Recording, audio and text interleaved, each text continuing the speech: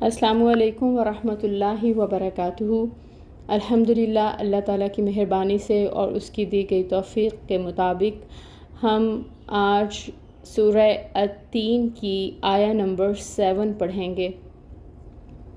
Start کرتے ہیں اپنے لیسن کو۔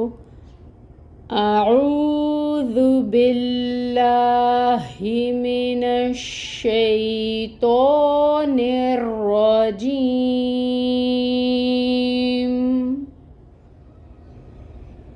بسم اللہ الرحمن الرحیم،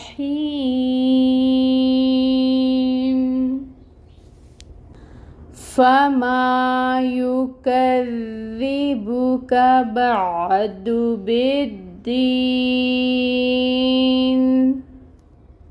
تجوید رولز دیکھیں گے۔ فا میں ہمس ہوتی ہے، اس ہمس کو واضح کریں گے اور فتح کی حرکت کو 1 کاؤنٹ ادا کریں گے۔ الف ساکن ہے اور اس سے پہلے فتح کی حرکت آ رہی ہے، یہاں پر الف مد کا رول ہو رہا ہے۔ ماں کو 2 حرکت کے برابر لمبا کھینچیں گے۔ فما، یا کے اوپر پیش کی حرکت ہے، 1 کاؤنٹ پڑھیں گے۔ کاف کے اوپر فتح کی حرکت ہے، 1 کاؤنٹ ادائیگی ہوگی۔ کاف کو دال کے ساتھ ملائیں گے، تشدید ہے، ٹائم ٹیکنگ ہوگا دال پہ، اور دال کے نیچے کسرہ کی حرکت ہے جس کو 1 کاؤنٹ ادا کیا جائے گا۔ با کے اوپر پیش کی حرکت 1 کاؤنٹ، اور کاف باریکی سے ادا ہوگا، اس کے اوپر بھی فتح کی حرکت 1 کاؤنٹ، حرکت کو لمبا نہیں کریں گے۔ یکذبک، یکذبک، با، اس کے اوپر فتح کی حرکت ہے، 1 کاؤنٹ ادائیگی ہوگی۔ عین کو وسط حلق سے ادا کرنا ہے، ساکن ہے۔ دال کے اوپر پیش ہے، دمہ کی حرکت 1 کاؤنٹ ادائیگی ہوگی۔ بعد، پھر با کے نیچے کسرہ ہے، 1 کاؤنٹ، اور اس با کو ہم نے دال کے ساتھ ملانا ہے اور ٹائم ٹیکنگ ہوگا۔ دال تشدید کے ساتھ ہے، جس کا مطلب ہے کہ 2 دال ہیں اس کے اندر، دال ساکن بھی ہے اور دال کسرہ کے ساتھ ہے۔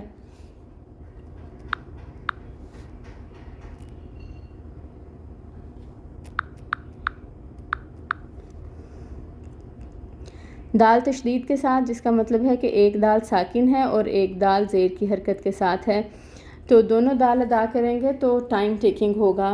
با کو دال کے ساتھ ملائیں گے جو ساکن ہے، بد، پھر دی کو پڑھیں گے، ٹھیک ہے۔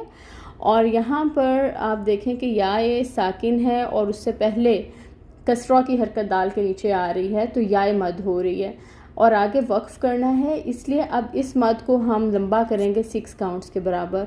نون کی حرکت کو ہم ساکن کر دیں گے کیونکہ وقف کرنا ہے ہمیں آگے، تو ہم نون کو ساکن کریں گے، اور یہ جو مد ہے اس کو دی کو ہم 6 کاؤنٹس تک لمبا کر سکتے ہیں، تو اس کو پڑھیں گے بالدین۔ تجوید رولز ہم نے دیکھ لیے ہیں، آیہ مبارکہ کو دوبارہ پڑھ کر دیکھتے ہیں۔ فما يكذبك بعد بالدین۔ اب ہم دیکھیں گے اس کی ٹرانسلیشن کو۔ فا کا مطلب ہوتا ہے تو، اور ما کا مطلب کیا، تو کیا۔ یکذبک، یکذبک میں جو کا ہے اس کا مطلب ہے تجھے، تیرے کے لیے ہوتا ہے، اور یا کا مطلب ہوتا ہے وہ، اور کذبو جھٹلانا۔ یکذبو کا، وہ جھٹلائے تجھے، ٹھیک ہے۔ بعدو، بعد اس کے، بالدین، بدلے کے دن کو۔ اب ہم اس کی ٹرانسلیشن اگر دیکھیں تو اس طرح سے بنے گی، تو کیا جھٹلائے تجھے بعد اس کے بدلے کے دن کو، محاورہ بنے گا۔ پھر اس کے بعد جزا و سزا کے بارے میں آپ کو کون جھٹلا سکتا ہے۔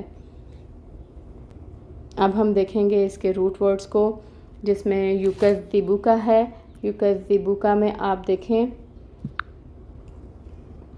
یکذبک ہے، جس میں یا کو ہم ہٹا دیں گے، کاف کو بھی ہٹا دیں گے، ضمیر ہے، اور یکذبو میں جو کاف دال با اس کا روٹ ورڈ بنے گا، عدو کا روٹ ورڈ ہوگا با عین دال، اور بالدین کا روٹ ورڈ ہوگا دال یا نون۔